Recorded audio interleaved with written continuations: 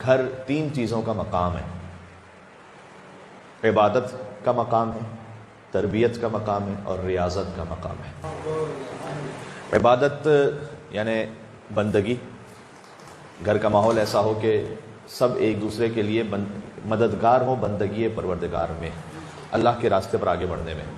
دوسرا تربیت کا مقام ہے، سب سے بنیادی ترین تربیت گھر ہی سے ہے۔ اس کے بعد مرحلہ آتا ہے اسکول کا، امام بارگاہ کا اور ٹیچرز کا، لیکن سب سے پہلا جو فریضہ بنتا ہے وہ گھر کا بنتا ہے فریضہ۔ اور انسان اس طرح سے اب بری ذمہ نہیں ہو سکتا، اپنے آپ کو نہیں کہلوا سکتا کہ جناب ماحول ایسا تھا، یا مدرسہ اچھا نہیں تھا، یا ٹیچرز اچھے نہیں تھے، یا امام بارگاہ میں فلاں ایکٹیویٹیز نہیں ہو رہی تھی، لہٰذا دیکھو بچے اس طرح سے ہو گئے۔ وہ سب بھی اپنے مقام پر ضروری ہے، لیکن جو سب سے پہلی ذمہ داری ہے وہ گھر کی ذمہ داری ہے۔ تو گھر عبادت کا مقام ہے، تربیت کا مقام ہے اور ریاضت کا مقام ہے۔ ریاضت کیسے کہتے ہیں؟ ریاضت کہتے ہیں ایک زحمت اٹھانا، صبر کرنا، شاید کسی تکلیف کو برداشت کرنا اللہ سبحانہ وتعالیٰ کے قرب کی خاطر۔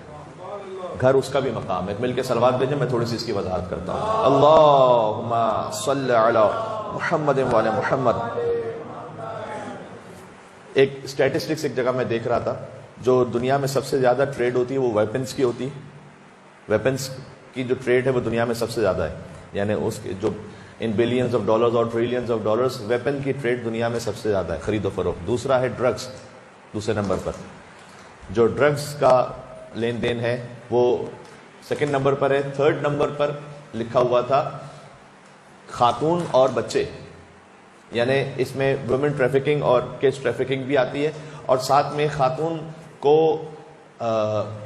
چاہے وہ کلبز ہوں چاہے وہ پبز ہوں، یعنی بطور پروڈکٹ اس کے لیے خرید و فروخت یا لین دین، وہ تیسرے نمبر پہ نعوذ باللہ من ذالک دنیا میں۔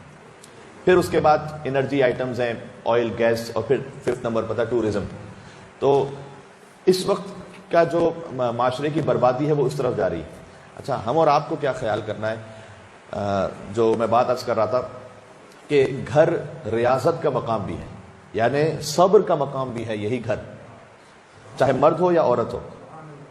حدیث ہے ایک بڑی لطیف، فرمایا سرکار ختمی مرتبہ احمد مجتبیٰ محمد مصطفیٰ صلی اللہ علیہ وآلہ وسلم، تھوڑا سا آپ سمٹ کے بھی بیٹھ جائیے گا، مومنین بہت سے آ رہے ہیں تاکہ زیادہ سے زیادہ مومنین یہیں اسی ہال میں شامل ہو جائیں۔ ایک اور صلوات بھیجیے گا، اللہم صلی علی محمد وآل محمد وعجل فرجہم۔ حضور نے فرمایا کہ تین کم از کم خواتین وہ ہیں جنہیں فشار قبر نہیں ہوگا، اور اگر آپ اس کی علت اور فلسفے پہ جائیں تو اس میں کم سے کم ایک حوالے سے مرد بھی شامل ہیں۔ میں عرض کرتا ہوں آپ کی خدمت میں، تین خواتین کا فشار قبر وہ عذاب ہے یا وہ مرحلہ ہے کہ جس سے بہت کم لوگ بچ پائیں گے، بہت کم لوگ ایسے ہوں گے جو فشار قبر سے بچ پائیں گے۔ ان میں فرمایا ایک خاتون وہ ہے کہ امرأۃ صبرت علی سوء خلق زوجہا، وہ خاتون کے جو اپنے شوہر کی بد اخلاقی پر صبر کر لے، اللہ سبحانہ وتعالیٰ اسے قبر کے فشار سے محفوظ کر لے گا۔ اور اس کی وجہ بھی سمجھ میں آتی ہے، کیونکہ امیر المومنین نے ایک وجہ بیان فرمائی ایک اور حدیث میں، فرمایا خدا اس سے بہت زیادہ کریم ہے کہ ایک شخص کو ایک ہی چیز کے لیے 2 مرتبہ سختی سے گزارے۔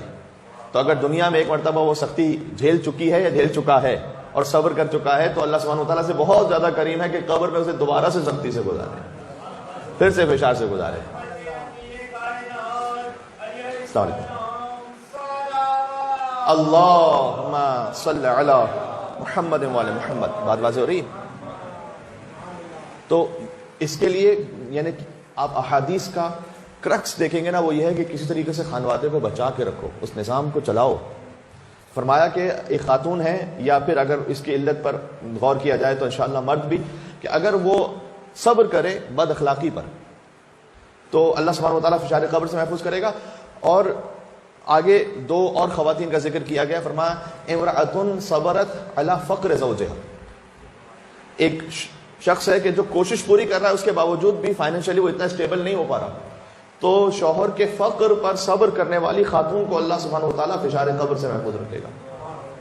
اب کم از کم جہاں جس سوسائٹی میں مخاطب ہوں، فقیر شاید ہی کوئی ہوگا، اللہ جانے کوئی ہو، لیکن شاید ہی کوئی ایسا ہو کہ واقعی جو فقیر، تو الحمدللہ اللہ سبحانہ وتعالیٰ نے ہمیں تو بہت کچھ وہ عطا کیا ہوا ہے کہ جس کا تصور بھی کہیں اور کسی اور سوسائٹی میں نہ ہو سکتا ہو، لیکن ہم چونکہ اپنی خواہشات کو بڑھاتے رہتے ہیں، ورنہ فقر کا معاملہ تو یہاں کسی کے پاس نہیں ہے۔ فقر کا معاملہ کس کے پاس ہے؟ ماشاءاللہ کیا کوئی ایسا ہے کہ جس کو کھانا پینا نہ ہو؟ خدا نہ خواستہ، ایسا شاید ہی کوئی ہوگا، نہیں ہوگا انشاءاللہ کوئی ایسا۔ کیا کوئی ایسا بھی ہوگا کہ جس کے بعد بنیادی بیسک نیڈز نہ ہو؟ وہ سب پوری ہو رہی ہوتی ہیں، لیکن چونکہ ہم، مولا کائنات کی ایک حدیث کا مفہوم ہے، فرمایا کہ اپنی خواہشات کے بے لگام جانور کو قناعت کی لگام سے کنٹرول کر لو، روک کے رکھو۔ یعنی فقط ایک قناعت ہے کہ جس کے ذریعے سے تم روک سکتے ہو اپنی بے لگام خواہشات کو، ورنہ یہ نیور اینڈنگ ہے۔ آج ہمیں اس قسم کے برتن چاہیے، وہ برانڈ کے چاہیے، اس برانڈ کا جو ہے نا وہ صوفہ چاہیے، اس برانڈ کے ڈریس چاہیے، اس برانڈ کی، یہ تو کبھی بھی اس برانڈ کے وہیکل چاہیے، پھر اس برانڈ کا جو ہے موبائل چاہیے، پھر اس برانڈ، پھر وہاں ٹریولنگ ہمیں کرنی ہے تو وہ ٹورزم کرنا ہے، تو وہ میری دوست تھی تو وہ یہاں گئی تھی، وہ میرا دوست تھا تو وہ فیملی اس کی ماں، یہ تو کبھی نہ ختم ہونے والا سلسلہ ہے۔ تو حضور نے فرمایا کہ حتیٰ اگر کوئی خاتون اپنے شوہر کے فقر پر، اس کا یہ مطلب نہیں ہے کہ وہ شوہر جان بوجھ کے فقیر رہے گا، وہ کوشش کرنا اس کی ذمہ داری ہے، لیکن وہ اس پر صبر کر لے، اللہ سبحانہ وتعالیٰ فشار قبر سے محفوظ رکھے گا۔ میں خانوادے کی بات کر رہا ہوں، ریاضت کی جو بات کر رہا ہوں، ریاضت کیا ہے؟ یہی تمرین ہے، یہی صبر ہے۔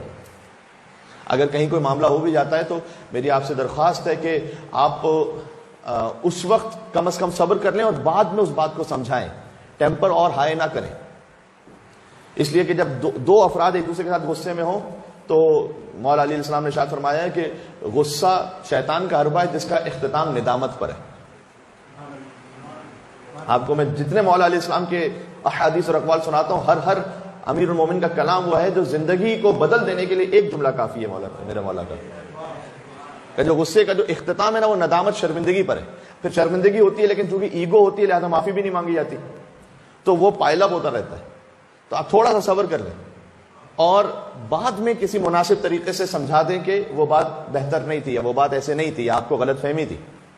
تو یہ جو صبر کر لینا یہ ہے ریاضت۔ گھر تین چیزوں کا مقام ہے، میں پھر سے ریپیٹ کر رہا ہوں، گھر ہے عبادت کا مقام، تربیت کا مقام اور ریاضت کا مقام۔ یہ تین چیزیں جس گھر میں پوری ہیں وہ گھر اسی دنیا میں جنت ہے۔ اسلام فقط اس لیے نہیں آیا کہ آپ کو بعد میں فقط جنت کا وعدہ کرے گا، اسلام میرے اور آپ کے گھر کو جنت بنانے کے لیے آیا۔ اللہم صلی علی محمد وعلی محمد۔ بس بہت زیادہ طول کلام نہیں۔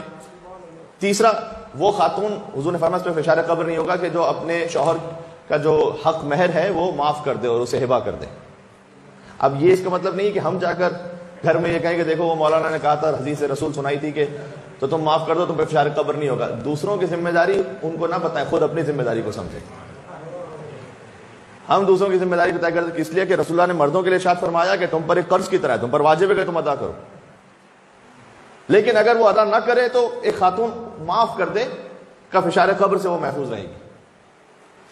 بات واضح ہو رہی ہے؟ یعنی اس کا مطلب ہے کہ امور خانوادگی کو اللہ تعالیٰ نے ہمارے آخرت کے معاملات سے جوڑا ہے۔ یہ اتنے اہم ہیں کہ ہماری قبر قیامت کے معاملات سے فیملی میٹرز کو جوڑ کے رکھا ہوا ہے۔ اس کا مطلب یہ کہ خالی ہماری دنیا داری کا معاملہ نہیں ہے، یہ دین کا معاملہ ہے۔